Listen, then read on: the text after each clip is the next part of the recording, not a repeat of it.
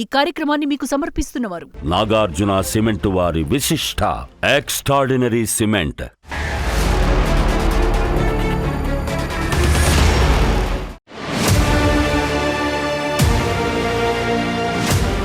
చరిత్ర పుటలను తిరగేస్తే ఏ వ్యవస్థ అయినా శాశ్వతం కాదని నిరూపించిన సందర్భాలు ఎన్నో కనిపిస్తాయి. ప్రజలే ప్రభువులు అనే ప్రజాస్వామ్య సూత్రం విఫలమైనప్పుడు, అధికారం అణచివేతగా మారినప్పుడు అగ్నిపర్వతంలా పేలే ప్రజాగ్రహమే తిరుగుబాటు.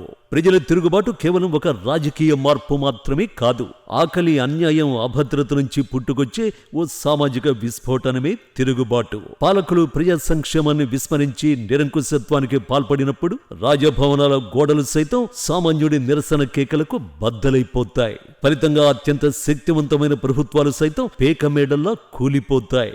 చరిత్ర గతిని మార్చిన ఫ్రాన్స్ విప్లవం మొదలు మొన్నటి శ్రీలంక, నిన్నటి బంగ్లాదేశ్ పరిణామాల వరకు ఒకే ఒక సత్యం స్పష్టమవుతోంది. అధికారం అనేది ప్రజలిచ్చిన అప్పు మాత్రమే. అది దుర్వినియోగమైనప్పుడు తిరిగి వెనక్కి తీసుకోవడం కూడా ప్రజలకు తెలుసు. ఇప్పుడు ఇరాన్లో జరుగుతున్నది కూడా ఇదే. ప్రజాగ్రహంతో పశ్చిమాసియా దేశం భగభగ మండుతోంది. దశాబ్దాల పాటు సాగుతున్న నిరంకుశ పాలనపై ప్రజలు తిరుగుబాటు చేస్తున్నారు. నిరసనను అణిచివేయడానికి కమ్యూనిస్ట్ సర్కార్ అత్యంత క్రూరంగా వ్యవహరిస్తోంది. బలగాలు కాల్పులకు దిగుతున్న ఇరాన్ ప్రజలు మాత్రం వెనక్కి తగ్గడం లేదు. ఈసారి మాత్రం చావో రేవో తేల్చుకునేందుకే ఇరానియన్లు కదం తొక్కుతున్నారు. లక్షల మంది ఇరాన్ ప్రజలు వీధులకు వస్తున్నారు. ఇరాన్ కబళించేందుకు విదేశీ శక్తులు పొంచి ఉన్నాయి. ఆ దేశ ఆర్థిక వ్యవస్థ కుప్పకూలింది. ఖమేనీ ప్రభుత్వం గణనీయంగా బలహీనంగా మారింది. తాజా పరిణామాలే ఇరాన్ చరిత్రను కొత్త మలుపు తిప్పనున్నాయి. ఈ నేపథ్యంలో ఇప్పుడు అందరినీ వెంటాడుతున్న సందేహాలు ఏమిటంటే, తిరుగుబాటు పరిణామాలు ఎటువైపునకు దారితీస్తాయి. ఇరాన్ ప్రభుత్వాన్ని ప్రజలే కూల్చేస్తారా అన్నవే.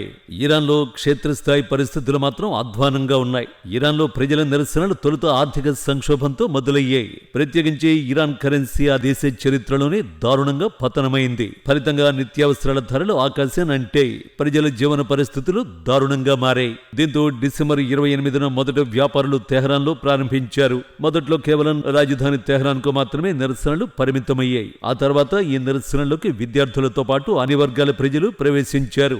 రాజధాని నుంచి ఇరాన్లోని మొత్తం 31 రాష్ట్రాల్లోకి నిరసనలు వ్యాపించాయి. ఇప్పుడు ఈ నిరసనలు 3వ వారంలోకి ప్రవేశించాయి.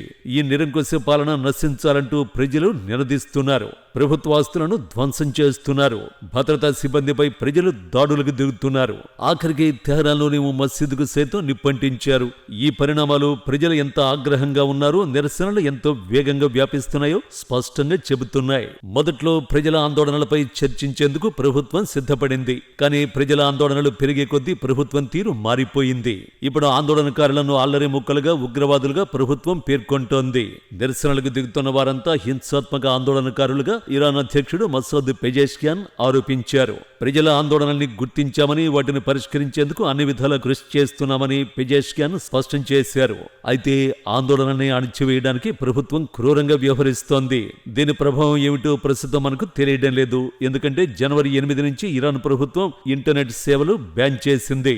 దీంతో అక్కడ యూట్యూబ్, సోషల్ మీడియా ప్లాట్ఫామ్స్ ఏవి పని చేయడం లేదు. అక్కడి సమాచారం కూడా తెలుసుకునేందుకు మనకు అవకాశం లేకుండా పోయింది. ఇరాన్ ఆందోళనలో ఇప్పటి వరకు 100 మంది ప్రాణాలు కోల్పోయినట్టు మానవ హక్కుల సంఘాలు వెల్లడిస్తున్నాయి. కానీ కొన్ని నివేదికలు మాత్రం 1000 మంది ప్రజలు నిరసనలో ప్రాణాలు కోల్పోయినట్టు వెల్లడిస్తున్నాయి. సుమారు 15,000 మంది నిరసనకారులను పోలీసులు అరెస్ట్ చేసినట్టు తెలుస్తోంది. ఈ గణాంకాలు లోతుగా విశ్లేషిద్దాం. ఇరాన్లో 2022-2023లో తీవ్రమైన నిరసనలు వెల్లువెత్తాయి. అప్పట్లో కొన్ని నెలల పాటు సాగిన నిరసనల్లో కేవలం 550 మంది మాత్రమే మరణించారు. కానీ ఈసారి కేవలం 3 వారాల నిరసనల్లోనే అంతకు మించి మరణించారు. ఈ మరణాలు ఒక్కటే కాదు, ఈసారి మరిన్ని ప్రత్యేకతలున్నాయి. ఈసారి సుప్రీం లీడర్ ఖమేనీ ప్రభుత్వం బలహీనంగా మారింది. దీనికి తోడు గత ఏడాది ఇరాన్, ఇజ్రాయెల్ మధ్య యుద్ధం జరిగింది. ఈ వార్లో ఇరాన్ కు చెందిన సీనియర్ నాయకులను, సైనిక అధికారులను ఇజ్రాయెల్ హతమార్చింది. దీంతో ఇరాన్ కు చెందిన ఇస్లామిక్ గాడ్స్ సైన్యం కోలుకోలేని విధంగా దెబ్బతిన్నది. ఇరాన్ మిలిటరీ ఆస్తుల్ని కూడా ఇజ్రాయెల్ ధ్వంసం చేసింది. ఈ విషయం నిరసనకారులకు బాగా తెలుసు. అంటే ప్రస్తుత ఇరాన్ ప్రభుత్వం అంత బలంగా లేదని ప్రజలకు స్పష్టత వచ్చింది. రెండో విషయం, విషయం అమెరికాలో సామ్రాజ్యకాంక్షతో రగిలిపోతున్న వ్యక్తి అధ్యక్షుడిగా ఉన్నాడు. వెనిజులాపై అమెరికా మిలిటరీ దాడికి డొనాల్డ్ ట్రంప్ ఆదేశించాడు. ఆ దేశ అధ్యక్షుడు నికోలస్ మదురోను బంధించాడు. దీంతో ట్రంప్ రెట్టించిన ఉత్సాహంతో ఉన్నాడు. అగ్రదేశం బల ప్రదర్శన చూపాలని ఆరాటపడుతున్నాడు. ఈ క్రమంలోనే ఇరాన్లోని పరిణామాలను ట్రంప్ అత్యంత నిశ్చితంగా గమనిస్తున్నారు. ఇరాన్ ప్రభుత్వాన్ని కూల్చివేసేందుకు మిలిటరీ ఆప్షన్స్ ట్రంప్ పరిగణనలోకి తీసుకుంటున్నాడు. ఇరాన్పై సైనిక దాడులకు ట్రంప్ సిద్ధమని వైట్ హౌస్ సైతం పదే పదే ప్రకటిస్తోంది. నిరసనకారులను హతమారిస్తే ఇరాన్పై చర్యలు తప్పవని అధ్యక్షుడు ట్రంప్ కూడా వార్నింగ్ ఇచ్చాడు. తమ వద్ద అన్ని ఆప్షన్లు ఉన్నాయని వైట్ హౌస్ బాస్ చెబుతున్నాడు. అయితే ఇరాన్పై దాడికి ట్రంప్ వద్ద ఉన్న ఆప్షన్లు ఏంటి? ఇరాన్పై అమెరికా దాడికి ట్రంప్ వద్ద 3 ఆప్షన్లున్నాయి. మొదటి ఆప్షన్ సైనిక దాడి. సైనిక చర్యలో భాగంగా ఇరాన్ అధికార కేంద్రాలపై దాడి చేయడం. రెండో option cyber attack. Iran banking, media వెబ్సైట్లపై అమెరికా సైబర్ దాడి చేయొచ్చు. ఇది ఆందోళనని మరింతగా పెంచుతుంది. మూడో option Elon Musk Starlink. Starlink అనేది ఉపగ్రహాలతో నేరుగా ఇంటర్నెట్ ను అందించనుంది. దీంతో ఇరాన్ ఇంటర్నెట్ బ్యాన్ నుంచి స్టార్లింక్ తప్పిస్తుంది. ఇరాన్లో స్టార్లింక్ ఏర్పాటుపై ఎలాన్ మస్క్ తో మాట్లాడుతామని ట్రంప్ తెలిపారు. ఇప్పటికే ఇరాన్ వైపు తమ ఉపగ్రహాలను మస్క్ మళ్లించినట్టు కొన్ని నివేదికలు వెల్లడిస్తున్నాయి. స్పష్టంగా చెప్పాలంటే ఇరాన్లో ప్రభుత్వాన్ని కూల్చివేయడానికి ట్రంప్ వద్ద ఉన్న ఆప్షన్లు ఈ 3 అన్నమాట. అయితే ఇరాన్పై మిలిటరీ ఆపరేషన్ వెరీ డేంజరస్ గా చెప్పొచ్చు. ట్రంప్ దాడికి దిగితే తాము యుద్ధానికి సిద్ధమని ఇరాన్ వార్నింగ్ ఇచ్చింది. అవసరమైతే యుద్ధం చేయడానికి ఇరాన్ సిద్ధంగా ఉందని విదేశాంగ మంత్రి అబ్బాస్ అరాగ్చి స్పష్టం చేశాడు. తాము యుద్ధాన్ని కోరుకోవడం లేదని, కానీ పూర్తిగా సన్నద్ధంగా ఉన్నామని తెలిపాడు. శత్రువులు తమను తక్కువగా అంచనా వేస్తే చావు దెబ్బ తప్పదని అబ్బాస్ వార్నింగ్ ఇచ్చాడు. ప్రస్తుతం ఇరాన్ సంక్షోభాన్ని ప్రపంచమంతా చూస్తోంది. ఇరాన్లో ఆందోళనలపై విదేశాల్లో ఉన్న ఇరానియన్లు యాక్షన్లోకి దిగారు. వీరిలో ఎక్కువ మంది అసమ్మతివాదులు, శరణార్థులుగా ఉన్నారు. ప్రభుత్వం మారుతుందని వారు ఆశిస్తున్నారు. ప్రపంచ నాయకులు కూడా ఇరాన్ నిరసనలను నిశితంగా పరిశీలిస్తున్నారు. పశ్చిమ దేశాల నాయకులు మాత్రం నిరసనకారులకు మద్దతునిస్తున్నారు. ఇరాన్లో అధికార మార్పిడి జరగాలని ఇజ్రాయెల్ బహిరంగంగా పిలుపునిచ్చింది. పర్షియన్ దేశంలో అధికార మార్పిడి జరిగితే మళ్లీ ఇజ్రాయెల్, ఇరాన్ భాగస్వాములుగా మారుతాయని ఆకాంక్షించారు. ఈ ప్రతిపాదనను చైనా మాత్రం వ్యతిరేకించింది. ఇతర దేశాల అంతర్గత వ్యవహారాల్లో జోక్యం చేసుకోవడాన్ని తాము వ్యతిరేకిస్తామని బీజింగ్ తెలిపింది. ప్రస్తుతం ఇరాన్ నిరసనలకు సంబంధించి అతిపెద్ద సమస్య సమాచారమే. ఇరాన్లో ఏం జరుగుతుందో ప్రస్తుతం బయట ప్రపంచానికి తెలియడం లేదు. ఇరాన్ ప్రజల్లో నిజంగానే ఆగ్రహం పెల్లుబుకుతోంది. ఇప్పుడు ప్రజా నిరసనలకు వ్యతిరేకంగా ప్రభుత్వ అనుకూల నిరసనకారులను రంగంలోకి దించింది. అయితే ఇరాన్ సుప్రీం లీడర్ అయతుల్లా ఖమేనీని దించేయడానికి ఈ నిరసనలు సరిపోతాయా? ప్రపంచ చరిత్రను పరిశీలిస్తే నిరంకుశ ప్రభుత్వాలు అంత సులభంగా కూలిపోవు. నియంతృత్వ పాలన పడిపోవాలంటే ప్రధానంగా 4 అంశాలుండాలి. అందులో మొదటిది ఆర్థిక వ్యవస్థ కోలుకోలేనంతగా దెబ్బతిని ఉండాలి. రెండోది ప్రజల్లో భయం పోయి తిరగబడాలి. మూడోది నిరసనకారులపై దాడికి భద్రతా దళాలు వెనకాడాలి. 4వది నిరసనలు నిరంతరాయంగా సాగాలి. ప్రస్తుతం ఈ 4గింటిలో మొదటి 3 పరిణామాలు ఇరాన్లో కనిపిస్తున్నాయి. నిరసనలు ఎన్నాళ్ళు సాగుతాయన్న దానిపైనే ప్రభుత్వం కూలుతుందా, మరోసారి నిలదొక్కుంటుందా అన్నది తేలిపోతుంది. నిజానికి ఇరాన్లో ఇలాంటి నిరసనలు పాలకులకు కొత్తేమీ కాదు. గతంలో కూడా ఉవ్వెత్తున నిరసన జ్వాలలు ఎగిశాయి. కానీ ప్రభుత్వం ఆయా నిరసనలు ఉక్కుపాదంతో అణిచివేసింది. ఈసారి కూడా ప్రభుత్వం అటువంటి చర్యలకే దిగింది.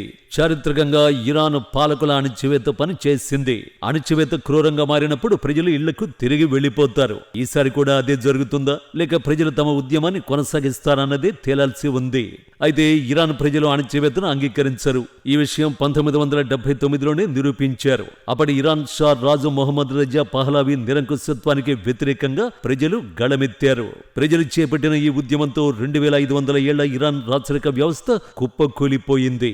20వ శతాబ్దంలో అత్యంత ప్రభావవంతమైన రాజకీయ సంఘటనల్లో ఒకటిగా నిలిచిపోయింది.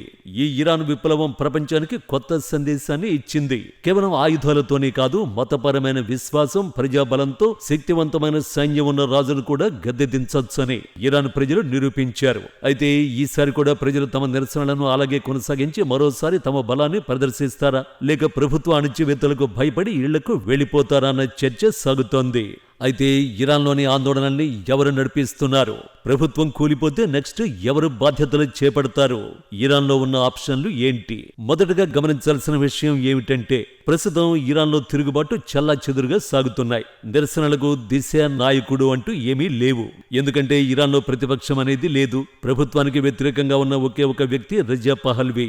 దశాబ్దాలుగా విదేశాల్లో ఉండి ఇరాన్ ప్రభుత్వానికి వ్యతిరేకంగా పోరాడుతున్న వారిలో రజా పహల్వీ పోస్టర్ బాయ్ గా నిలిచాడు. రజా పహల్వీ మృదు స్వభావి, మాట తూలకుండా జాగ్రత్తగా మాట్లాడేవాడు. నిత్యం ప్రజాస్వామ్యం, లౌకికవాదం గురించి చర్చించేవాడు. కానీ ఆయనలో ఇప్పుడు మార్పు వచ్చింది. నగర కేంద్రాలను స్వాధీనం చేసుకోవాలని ఇరాన్ ప్రజలకు పిలుపునిస్తున్నాడు. తాను తిరిగి రావడానికి సిద్ధంగా ఉన్నట్టు పహల్వీ చెబుతున్నాడు. ఇరాన్ ప్రజలకు స్వేచ్ఛ కల్పించేందుకు అధ్యక్షుడు ట్రంప్ సిద్ధంగా ఉన్నట్టు వివరిస్తున్నాడు. ఇందుకు ఈ రజా పహల్వీ ఎవరు? ఇరాన్ చివరి రాజు షా మొహమ్మద్ రజా పహల్వీ కుమారుడే ఈ రజా పహల్వీ. 7 ఏళ్ల వయసులోనే యువరాజుగా నిర్ధారించబడ్డాడు. 1967లో యువరాజుగా రజా పహల్వీ పట్టాభిషేకం పొందాడు. కానీ 12 ఏళ్ల తరువాత కథలో అనూహ్యమైన మలుపులు తిరిగాయి. 1979లో ఇరాన్ మహా విప్లవాన్ని చవిచూసింది. ఆ విప్లవం ఇరాన్లో రాచరికాన్ని తుడిచేసింది. రాత్రికి రాత్రి పహ్లవీ రాచరికం కుప్పకూలింది. మత పెద్దల పాలన రావడంతో ముల్లా అయితుల్లా పగ్గాలు చేపట్టాడు. ఆ సమయంలో ప్రస్తుత యువరాజు పహ్లవీ వయసు 17 ఏళ్లు మాత్రమే. అప్పట్లో ఫైటర్ పైలట్ గా శిక్షణ పొందేందుకు పహ్లవీ అమెరికాలో ఉన్నాడు. అతడి శిక్షణ పూర్తయింది. కానీ తన దేశం తనకు కాకుండా పోయింది. 1978 నుంచి రజా పహ్లవీ ఇరాన్ కు తిరిగి రాలేదు. సో ఇప్పటికి 45 ఏళ్లు గడిచిపోయింది. పహ్లవీ ఇప్పటి వరకు అమెరికాలోనే ప్రవాస యువరాజుగానే గడిపాడు. అందుకే పహ్లవీ స్థానం వివాదాస్పదంగా మారింది. విదేశాల్లో ఉన్న ఇరాన్ ప్రజల్లో రజా పహ్లవీకి వీరాభిమానులున్నారు. సింహం, సూర్యుడు గుర్తుతో ఉన్న షా రాచరికపు జెండాను చూపుతూ ఇరాన్ విప్లవానికి ముందు ఉన్న పరిస్థితుల్ని గొప్పగా చెప్పుకుంటారు. షా రాజుల విషయంలో ఇరాన్లో ఉన్న ప్రజల పరిస్థితి వేరు. ప్రస్తుతం ఇరాన్లో ఉన్న ప్రజల్లో అత్యధికులు మహా విప్లవం తర్వాత జన్మించిన వారే. వారికి షా కాలం నాటి జ్ఞాపకాలు లేవు. కేవలం షా పాలన గురించి కథలుగా మాత్రమే విన్నారు. పైగా ఇరాన్లో రాచరిక మద్దతుదారుల్లో కూడా భిన్నాభిప్రాయాలున్నాయి. సో నిరసనకారులను ఏకం చేయడానికి రజా పహ్లవీ ప్రయత్నిస్తూ ఉండొచ్చు. కానీ ఇరాన్ ప్రజలు నిజంగానే రాజును కోరుకుంటున్నారా? ఖచ్చితంగా అందరిలో ఇప్పుడు ఇదే ప్రశ్న మెదులుతోంది. ఇరాన్ ప్రభుత్వం కుప్పకూలితే బాధ్యతలు చేపట్టే అవకాశం ఉన్న మరొకరు మెక్ అంటే ముజాహిద్దీన్ ఈ ఖల్క్. ఇది ఒక వామపక్ష ముస్లిం సమూహం. తెహ్రాన్లోని ప్రభుత్వాన్ని కూల్చివేయడమే ఈ గ్రూపు లక్ష్యం. ఒకప్పుడు సద్దాం హుస్సేన్తో ఈ గ్రూపు చేతులు కలిపింది. దీనికి వాషింగ్టన్లోనూ మంచి పరిచయాలున్నాయి. విదేశాల్లో బలమైన లాబింగ్ నెట్వర్క్ ఉంది.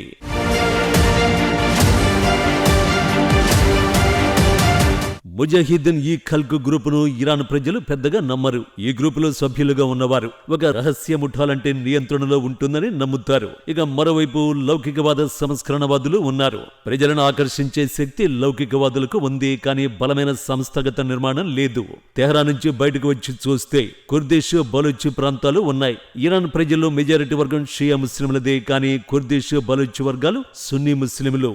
రాజకీయంగా, ఆర్థికంగా, సాంస్కృతికంగా వివక్షకు గురవుతున్నామని ఈ వర్గాలు ఎప్పటినుంచో భావిస్తున్నాయి. కుర్దిష్, బలూచ్ వర్గాలకు సొంత సమూహాలు ఉన్నాయి. స్థానికంగా మంచి మద్దతు కూడా ఉంది. కానీ ఈ గ్రూపుల ఉద్యమాలన్నీ ప్రాంతీయంగా మాత్రమే ఉంటాయి. దేశవ్యాప్తంగా ఉండవు. బలూచ్, కుర్దిష్ గ్రూపులు తెహ్రాన్లోని అధికారాన్ని సవాల్ చేస్తున్నాయే తప్ప దేశం మొత్తానికి పనికొచ్చే ఒక ఐక్య ప్రత్యామ్నాయాన్ని ఆ గ్రూపులు చూపలేకపోతున్నాయి. ప్రస్తుతం ఇరాన్లో రాచరికవాదులు, వామపక్ష గ్రూపులు, ప్రాంతీయవాదులు, సామాజిక కార్యకర్తలు ఉన్నారు. ఇది ఇరాన్ ప్రతిపక్షాల ముఖ చిత్రం. ఆయా గ్రూపులని ఖమేనీకి వ్యతిరేకంగా గొంతెత్తుతున్నారు. ఆగ్రహంతో వీధుల్లోకి వస్తున్నారు. కానీ ప్రతి ఒక్కరికి ఒక భిన్నమైన దార్శనికత ఉంది. ఇస్లామిక్ రిపబ్లిక్ కూలిపోతే తర్వాత ఏంటి అన్న విషయమే ఒక్కొక్కరిది ఒక్కో అభిప్రాయం. ఇంకా దారుణమైన విషయం ఏమిటంటే ఒకరి ఆలోచనలతో మరొకరికి పొసగదు. అదే ఇక్కడ సమస్య. ఒకవేళ ఇరాన్లో ప్రభుత్వం కూలిపోయినా ఆ స్థానాన్ని భర్తీ చేయడానికి మరో వ్యవస్థ ఏది సిద్ధంగా లేదు. ఈ నేపథ్యంలో ఇరాన్లో ప్రభుత్వం కూలిపోతే ఆ దేశంలో అరాచకత్వానికి దారితీసే అవకాశం ఉంది. ఆయా గ్రూపుల మధ్య ఉన్న విభేదాలను తమకు అనుకూలంగా సుప్రీం లీడర్ ఖమేనీ మార్చుకున్నారు. ప్రస్తుతానికి తెహ్రాన్కు ఉన్న అసలైన ముప్పు ఏ నాయకుడి పునరాగమనమో ఏమాత్రం కాదు. అంటే పహలవి రాక గురించి ఖమేనీ భయపడ్డం లేదు. కానీ గ్రూపులన్నీ కలిసిపోతే మాత్రం ఖమేనీ సర్కార్కు ముప్పు తప్పదు. ఇదే ఇరాన్ సుప్రీం లీడర్ను భయపెడుతోంది. విడిగా ఉన్న ఆయా శక్తులన్నీ ఏకమై తెహరాన్ దిశగా అడుగులు వేస్తే ప్రజల నిరసనలను ఐకమత్యంగా మారుస్తారు. ఉద్యమాలు మరింత ఉధృతంగా మారుతాయి. అదే జరిగితే ఖమేనీ సర్కార్ నిజంగానే చిక్కుల్లో పడుతుంది. ఇప్పుడు అందుకు అవకాశం ఉందా అన్నదే అసలైన ప్రశ్నే. కానీ ప్రజలు తలుచుకుంటే ఎంతటి శక్తివంతమైన ప్రభుత్వమైనా కుప్పకూలక తప్పదు. ఆ తర్వాత దేశం ఏమవుతుంది అన్నది అసలు సమస్య కాదు. అందుకు ఉదాహరణ శ్రీలంక, బంగ్లాదేశ్. శ్రీలంకలో ప్రజలు తిరగబడి పాలకులను తరిమి కొట్టారు. అప్పుడు తాత్కాలిక ప్రభుత్వం ఏర్పడింది. బంగ్లాదేశ్లోనూ అలాగే జరిగింది. బహుశా ఇరాన్లోనూ అదే జరగచ్చు. ప్రజల్లో దశాబ్దాలుగా గూడు కట్టుకున్న ఆగ్రహం పెలుబుకుతోంది. ఈ ఆగ్రహం ఎటువైపు దారి తీస్తుందో చెప్పలేం. మరోవైపు అమెరికా నిజంగానే దాడి చేస్తుందా అన్నది క్లారిటీ లేదు. ఇప్పటికిప్పుడు ఇరాన్ ఆర్థిక వ్యవస్థ బాగుపడే అవకాశం కూడా లేదు. ప్రభుత్వం అణచివేత్తలు ఆగవు. ఇలాంటి పరిస్థితుల్లో తిరుగుబాటు కొనసాగుతుందా లేదా అన్నది చెప్పడం కూడా అసాధ్యం. ఇరాన్ తాజా పరిణామాలు ఏ రకంగానైనా మలుపు తిరగచ్చు. అక్కడి పరిణామాలను ఊహించడం కష్టం.